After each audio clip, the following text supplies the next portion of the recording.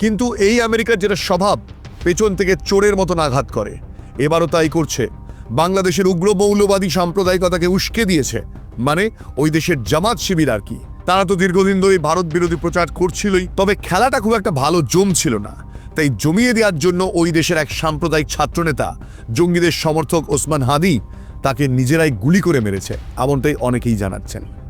অনেক সংবাদ মাধ্যম, অনেক সূত্রের খবর, আসলে ওসমান হাদিকে মারা হয়েছে ভারত বিরোধী চক্রান্তকে আবার নতুন একটা শেপ দেওয়ার জন্য। ওসমান হাদি নিজেও যেহেতু ছিল উগ্র হিন্দু বিরোধী, উগ্র ভারত বিরোধী, তাই ওকে খুন করলে স্বাভাবিকভাবেই সম্পূর্ণ দৃষ্টিভঙ্গিটা ভারতের দিকে ঘুরিয়ে দেওয়া যাবে। তাই সেই চালটাই চলেছে ওই দেশের মৌলবাদীরা। পেছনে কে? আমেরিকা, পাকিস্তান? সেই বিষয়গুলিতে যাচ্ছি না, কারণ দর্শক যারা আমার প্রোগ্রাম দেখছেন তারা বিষয়গুলো নিয়ে যথেষ্ট ওয়াকিবহাল। আন্তর্জাতিক রাজনীতির প্রেক্ষাপটে আপনারা গত 1 বছর ধরে বাংলাদেশে যা ঘটছে সেই আন্তর্জাতিক কূটনীতি বুঝতে পারছেন।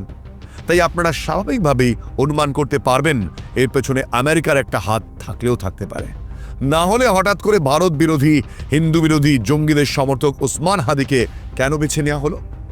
বেছে নেওয়া হলো এই কারণেই, যদি তাকে খুন করা হয় বা তার মৃত্যু হয়, সেই মৃত্যুটাকে সামনে রেখে একটা বড়সড় বিভ্রাট, একটা বড়সড় অশান্তির আগুন বাংলাদেশে লাগানো সম্ভব।